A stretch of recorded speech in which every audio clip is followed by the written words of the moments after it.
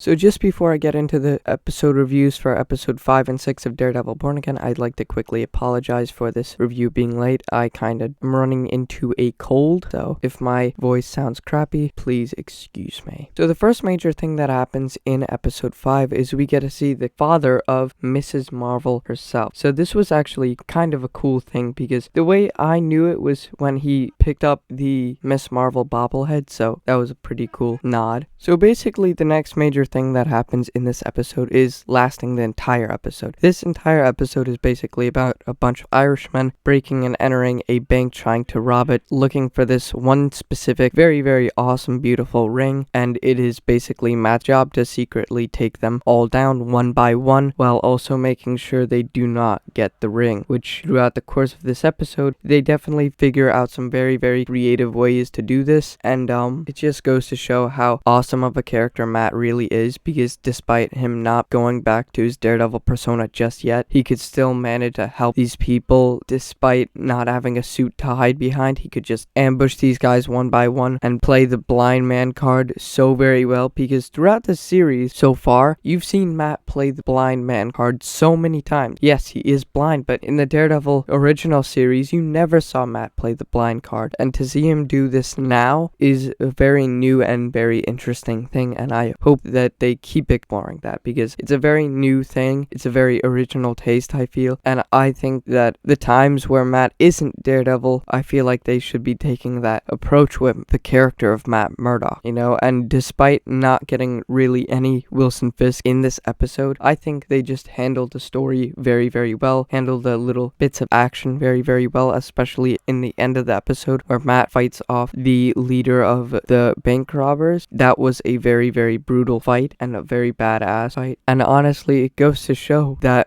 none of these abilities come from Matt's suit. It's always kind of fun to see Matt fight outside of the Daredevil suit, because you're kind of convinced that he's actually blind, even though we all know Matt isn't fully blind. He usually sees just fire and the world on fire, as clear by what was explored in episode 4 of the original series for Daredevil in season 1. But yeah, still a very, very good episode for action and good character development for Matt Murdock throughout this entire episode, just willing to help anybody and everybody, and I do like the way that they zoom in the camera when Matt starts to hear something from far away, use his radar sense kind of. I like that is very clever from the writers and directors, and Charlie Clark portrays that version of the character very beautifully, that skill and ability of the character perfectly, and I cannot wait to see that more and more as the series progresses, because we're kind of in the end game now for Daredevil Born Again, because there's only 9 episodes, so we were seeing that from the very beginning of the series, and it seems like we're going to be seeing it to the very end of this first season and for seasons above. But yeah, really everything about this episode was just really, really well done, really enjoyable, and I know when watching it with my family, they didn't really like it that much, and I could definitely see why, because it was definitely a filler. That's why we didn't really get to see Wilson Fisk and him being the mayor of Hell's Kitchen or New York, but I feel like we didn't really need him in this episode. There could be episodes without Wilson Fisk. Wilson Fisk doesn't define the show, especially with the villain of Muse and him increasing as the villain. Of course, Wilson Fisk still lingers around story and will become the villain eventually, especially considering what he does in episode 6. That still definitely makes him a villain, but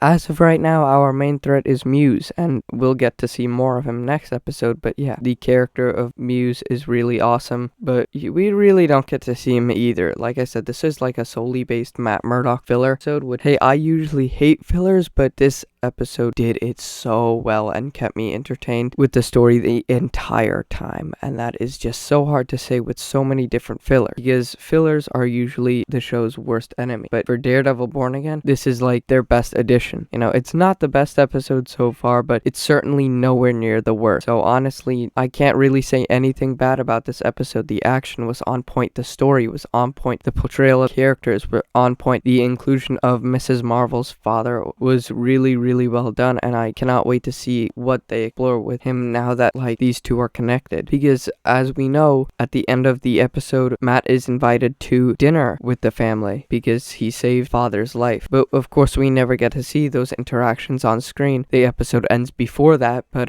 we could just leave that to the imagination that it all went well and now they're friends, so possibly we could see Miss Marvel return eventually, working maybe side by side with the Devil of Hell's Kitchen in New York, because not in Hell's Kitchen. But yeah, overall 10 out of 10 for episode 5. They are really nailing it. But now moving on to the golden episode of Daredevil Born Again so far, episode 6. Now episode 6 was really good, honest, and the inclusion of Hector Ayala's little niece is really good. Her character is really well done, and the actress portraying her character is really nailing it. And honestly, I do feel bad for her character, you know, because her uncle was killed in cold blood for no reason, because her uncle helped people, did the same thing Daredevil did, except didn't beat people almost to death, you know. But especially in this episode, you could feel the fact that Matt wants to do something about it, wants to get back in the suit, but still will not. And it's the entire story that follows with Hector Ayala's niece that causes Matt get back in the suit, because she is eventually kidnapped by Muse when she stupidly goes down to the sewers looking for trouble, basically, which is very dumb because she's a little girl in New York. Come on, what's good about that? New York by yourself in a train station?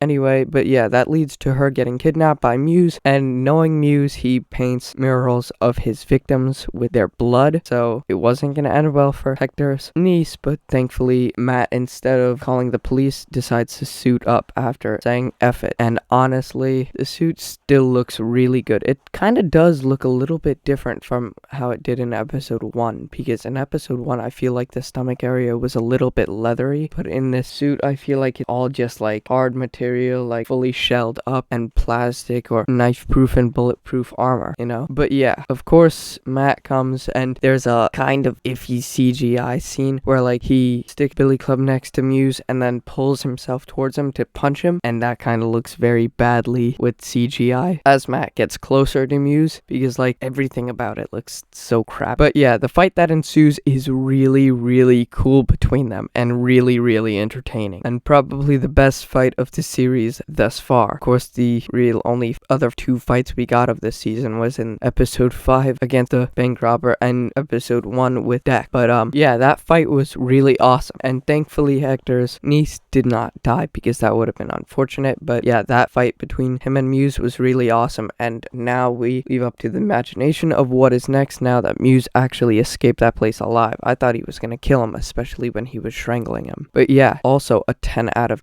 10 episode. It was really cool to see also Wilson Fisk back in action against his wife's secret boyfriend, so that was cool. I can't really tell if he's dead or not, but I think he is. But I would not be surprised if we see him in another future episode. But Wilson Fisk is a psychopath, so I'll also be surprised if we never see him again. I won't be surprised, really. But yeah, 10 out of 10 episode, really well done. Cannot wait for what's next. But this has been my review for episode 5 and 6 of Daredevil Born Again. Hopefully you guys enjoyed this video. Again, sorry for my crappy voice. I'm a little under the weather, but why let that stop me from providing you guys with a good review? So bye guys.